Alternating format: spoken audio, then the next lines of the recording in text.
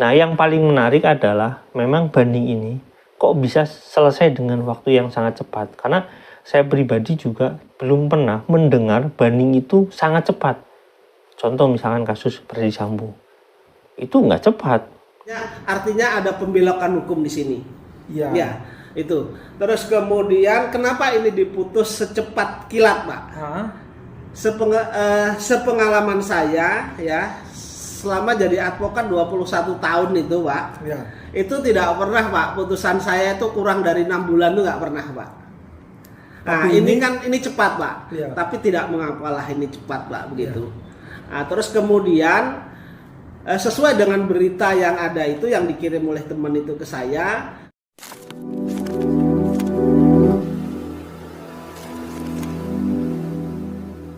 Assalamualaikum warahmatullahi wabarakatuh. Welcome back to my channel Detektif D. Ya teman-teman, kali ini kita ngomongin kasus batubara Yusuf Mansur atau Jamanur Khotik Mansur ya.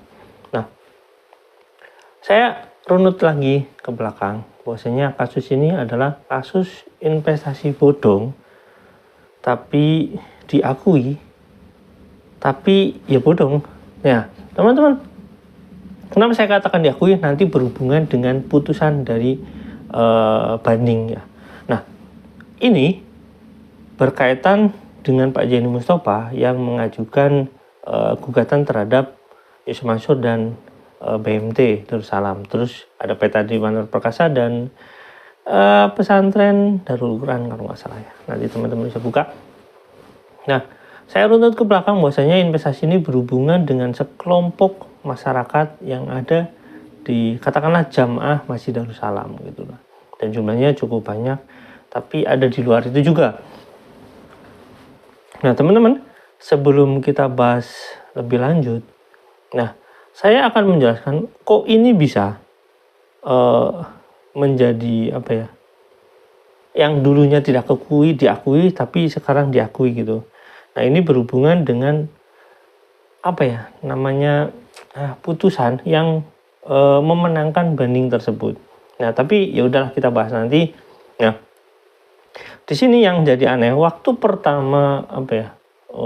Putusan Pak Jeni yang dimenangkan oleh Pak Jeni itu, terus enggak berselang lama, itu Pak Jeni memberikan komentar kan terhadap putusannya yang dimenangkan. Tapi media itu sepi. Baru sekian lama gitu, baru rame karena udah muncul SPP dan udah rame lah kayak itulah. Nah, tapi ini menarik teman-teman. Nah, saya lihat ini di hari kemarin itu muncul, bahkan Pak Jeni katanya tidak mengetahui karena rilisnya belum keluar. Nah, di sini kita lihat ya, di sini ada Yusuf Mansur, di Sindo News disebut Ustadz ya biasalah. Di News, di Sindo, di Kumparan, di sini enggak disebut. Di sini cuma menang banding Yusuf Mansur tak perlu bayar 1,2 M soal investasi batubara. Tok di sini Oke John ya sama ya. Jadi pakai Ustadz, kalau yang Kumparan enggak. Nah, Kumparan mungkin udah paham ya. Nah, saya nggak mau membaca di Kumparannya, saya langsung baca di SIPP-nya ya teman-teman.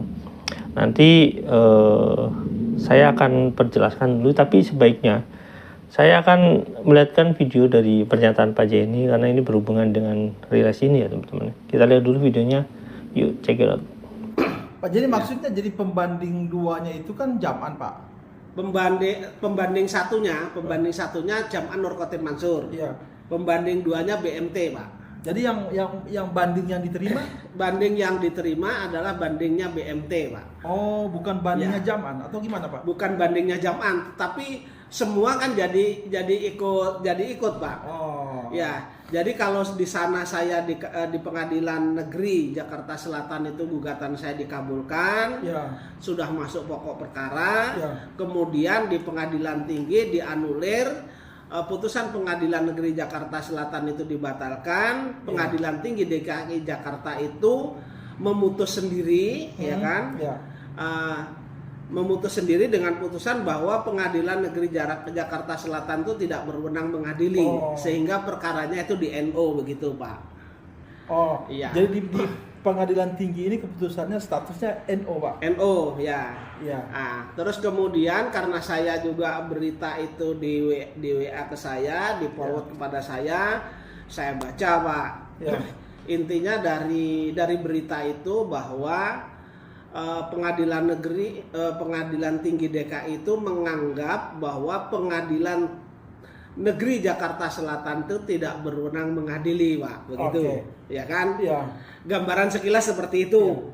Ah, saya menangkap sesuai dengan memori banding dari BMT ya. BMT ini di tingkat pertama, Pak, di tingkat pertama tidak pernah mengajukan eksepsi kompetensi absolut dalam bentuk apapun. Baik itu BMT maupun Jam'an tuh tidak mengajukan itu. Ya. Tetapi eksepsi ini diajukan menyusul di pengadilan tinggi, Pak. Di pengadilan tinggi baru mereka ajukan. Ya, padahal eksepsi itu seyogyanya diajukan pada awal perkara, Ya. bukan di pertengahan dibanding, kan begitu, Pak. Harusnya diserahkan di pengadilan negeri. Pengadilan negeri, Pak. Nah, terus kemudian alasannya di dalam memori bandingnya BMT waktu itu dia mengatakan bahwa pengadilan negeri Jakarta Selatan itu tidak berwenang karena ini berkaitan dengan investasi syariah begitu. Wow. Kalau investasi syariah menurut dia yang berwenang mengadili itu adalah pengadilan agama, Pak, begitu. Nah, terus kemudian salah satu alat bukti yang saya ajukan itu sebagai acuannya begitu. Nah, padahal kalau itu yang dijadikan dasar dan itu diterima oleh Majelis Hakim Pengadilan Tinggi, saya berkata bahwa itu salah, Pak. Oke. Pak Jeni, sebelum yang lain kita bertanya, yang menjadi keheranan saya, begitu cepat Pengadilan Tinggi memutuskan perkara ini, padahal menurut Pak Jeni kan biasanya paling cepat 6 bulan, Pak. Ya. Saya rasa baru 1 bulan atau lebih dikit, Pak. Ya. Cepat sekali, Pak, Pengadilan Tinggi.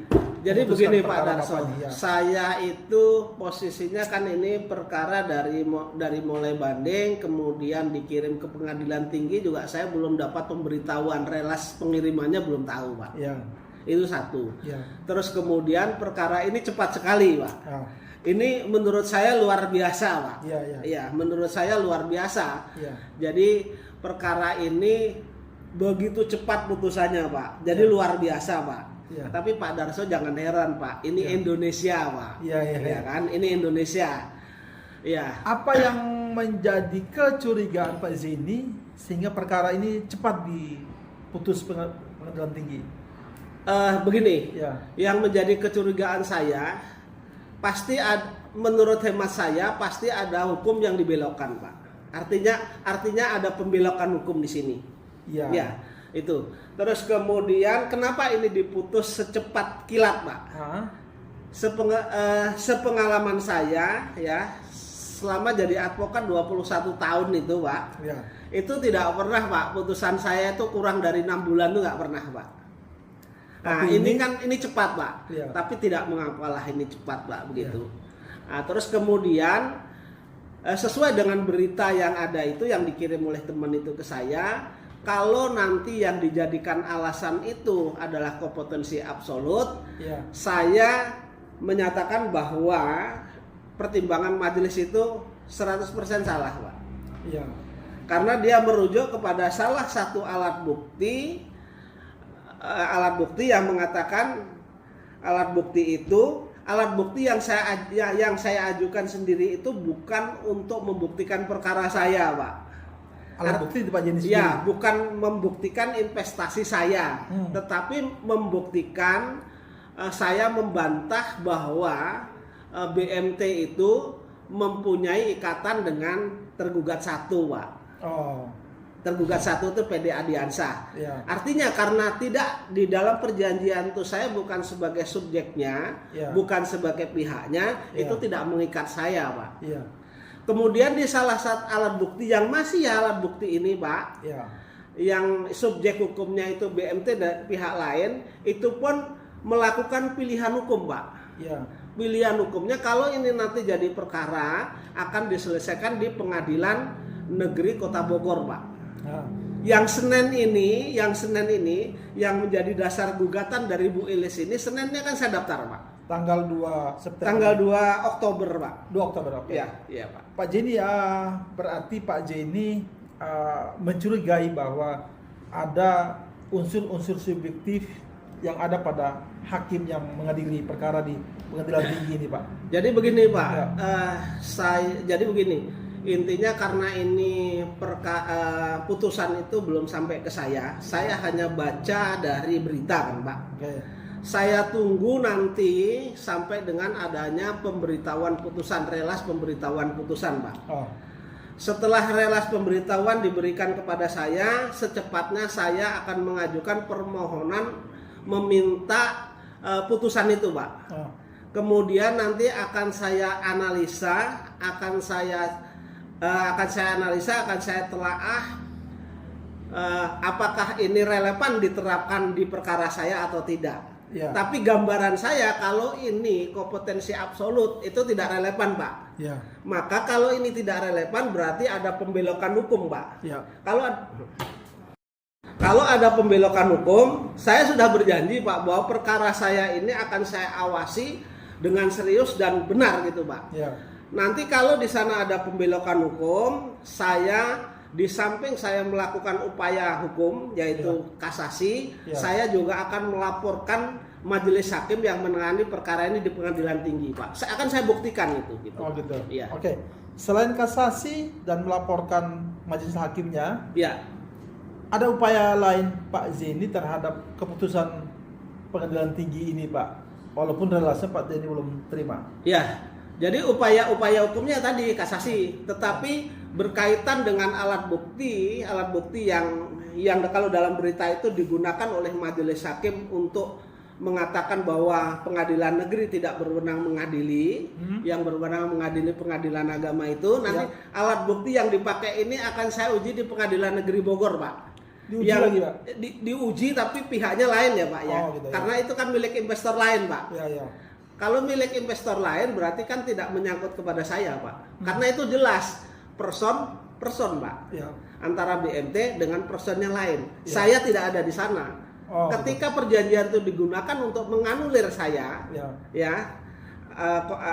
eksepsi kompetensi absolut itu, maka itu tidak berlaku, Pak. Undang-undang kan hanya mengikat para pembuatnya, Pak. Nah, kalau itu digunakan berarti hakimnya salah, Pak.